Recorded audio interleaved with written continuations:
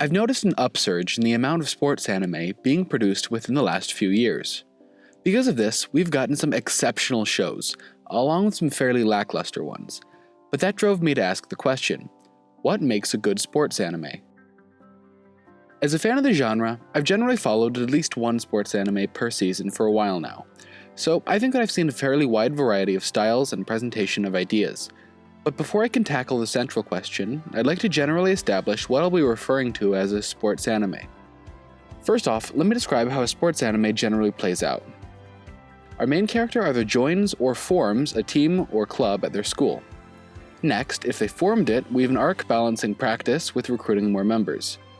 After we've established a sufficient number of members to compete in their respective activity, they have an arc wherein all characters either learn the rules of or practice for their respective activity or sport.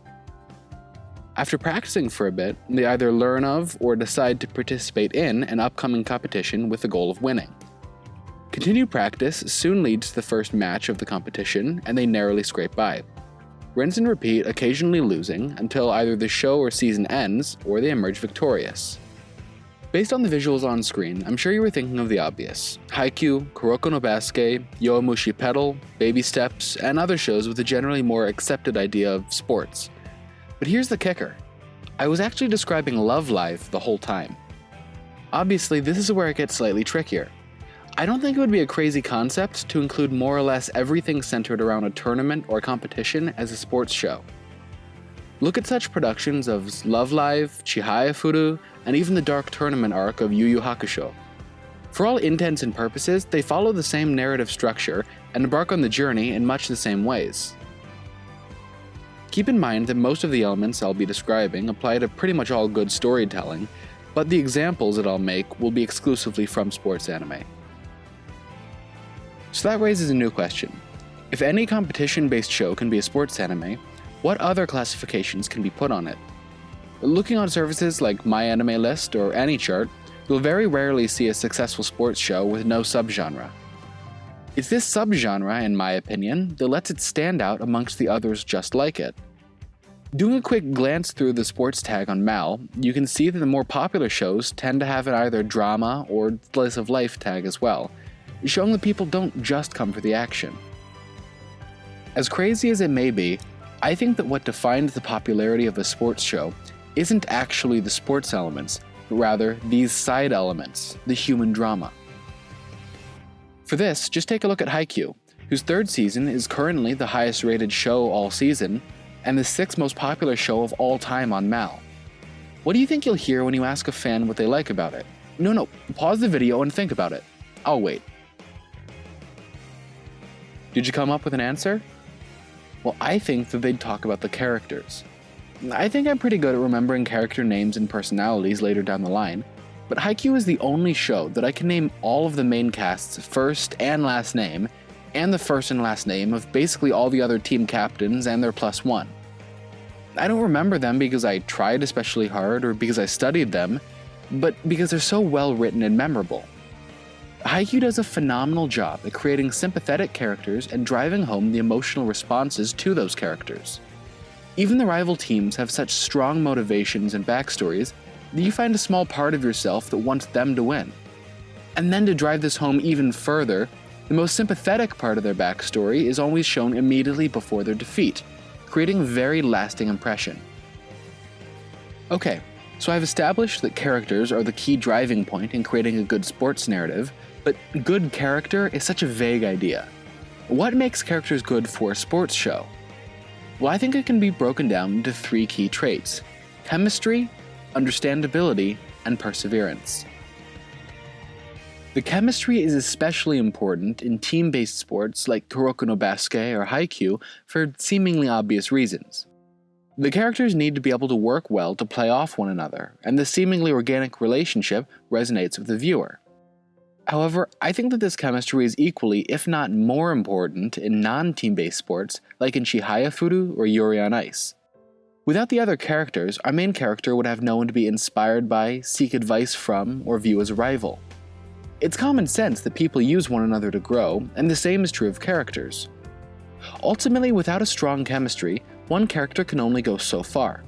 but by creating seemingly natural relationships, friends and rivals act as a force multiplier for character growth. Let's take a look at this in action in Yuri on Ice. We start off by looking at a low point in Katsuki Yuri's career. Having just flubbed in an important tournament, he considers quitting skating. But the arrival of his idol, Viktor Nikiforov, allows him to re-enter the world of skating with more vigor than ever before. Viktor's ability to change Yuri's life doesn't seem fake or forced because the writers were able to form an elaborate backstory of how Yuri had idolized Viktor since childhood. The chemistry and love that rapidly develops between these two characters makes sense based on their joint experiences, and by the end, neither would be complete without the other. Understandability is crucial, especially for motivations. In all stories, unclear motivations are one of the key deciding factors in classifying a character as good or bad. In sports anime especially, characters go through so much training and practice for such an insignificant game, so having someone with no motivation is out of the question. A normal person with no motivation has no reason to train for hours to be the best ball hitter. It's the reason I don't care about real sports. I have no motivation for it, and in the end, it's what sets me apart from Tsukamoto from Days. Let's look back at Yuri on Ice for another great example of motivations. Yuri finally has Viktor, his lifelong idol, working with him, but he's worried that Viktor may leave at any moment. This provides him with a damn good reason to keep at it and win everything. He thinks if I don't get gold in the Grand Prix, Viktor will go back to Russia. Never are we wondering why he tries so hard. It makes sense. He's understandable. The other factor of understandability is the clarity of how our characters think. Without understanding that, we can't accurately put ourselves in their shoes. The ability to understand their thought processes helps the viewer not only understand what's going on, but also to foresee their next few moves. For a wonderful example of thought process in action, look no further than Baby Steps. Our main character, Eiichiro, had always been an incredibly studious person who writes down everything in a notebook. These notebooks are so well done that they're passed around in the class so that everyone can use them to study from. This knowledge of how he thinks gives us an idea of just how he'll study tennis. Just as one would expect from this type of person, Eiichiro begins to take notes on tennis, writing down everything that may happen in a match and anything else that he may want to study in the future. A logical through line from the character to how they act is essential in making them believable. The final key trait for a sports anime character is perseverance. This is shown in just about every sports anime to the protagonist's main trait. The ability to hang on through the toughest of situations without giving in is truly the only way for a character to become number one. Try imagining a sports anime where the main character just gives up, or in the opposite vein where he isn't even challenged. It would be boring because at its core, this is what the whole genre is about. There are countless examples of this. Hinata in his pre-Karasuno arc from Haikyuu, Onodera in his training camp arc from Yoapeda, Seki's running from Days, the list just goes on and on. Okay, so now that I've written 3 whole pages about characters, I think we can move on. The other most important factor that a sports anime needs to have is unpredictability. A show about a team with main character protection can't hope to achieve true success because there's no reason to watch it. I think this is part of the reason why school clubs are such a common theme. The stakes are so low. I mean, sure, nationals are a big deal, but ultimately, who really cares apart from other players? It's not like the world will explode if the Breakers lose at cheerleading. And those occasional losses are a key part of making the narrative feel believable. I think that, once again, Haikyuu is the best example of this. Now, that's in part due to the nature of volleyball, but it's also good writing. For those of you unaware of how the rules of volleyball work, don't worry. I watched Haikyuu, so I'm basically an expert. All matches lower than prefecture level are split up into 3 sets, and the winner is the team to get best 2 out of 3 in those sets. A set is played until one team hits 25 points, unless both teams are at least 24 points. In that case, the set goes on until one team is at least 2 points ahead of the other. Because of this setup, both teams can be well over 24 points and the match will keep going on, with every single point being a mini emotional roller coaster. Even after a full episode of this roller coaster, Karasuno can still lose the set and have a chance at winning the match to continue the tournament. And even after that, Haikyuu is set with just enough time so that they can lose their first tournament and still compete in a second one before the third years graduate. But above all else is one key deciding factor that can truly make or break a sports show. Does it inspire genuine emotion? This is done through a combination of drama, characters, action, and virtually all other aspects of production. So it makes sense for it to be the end goal. Just think back to the photo finishes of the Yoapera races or the Aoba Josai vs Karasuno match in Haikyuu. If you were sitting on the edge of your seat with bated breath, you know it was a great show.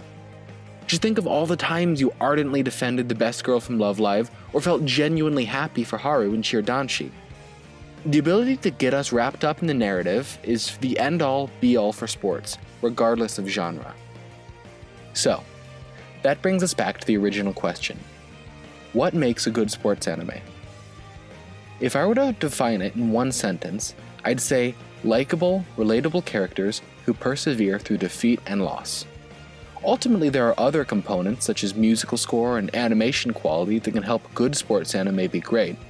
But if even baby steps can catch so many hearts, clearly that isn't the most important part. Hey guys, first off I wanted to thank Felipe Revuelta for suggesting this video idea. As I said in my last video, the hardest part of this job is coming up with new video ideas. Fortunately, I think that I actually already have another script almost completely done, and I haven't even edited this video yet, which means that hopefully this video should come out on time on the 22nd, and then 2 weeks later you should be able to get that next video. So unless something goes horribly wrong, you guys are going to be set. So hey, thanks again for watching guys. Feel free to comment any suggestions you may have, or even recommendations for a new video. Thanks a lot guys, see you next time.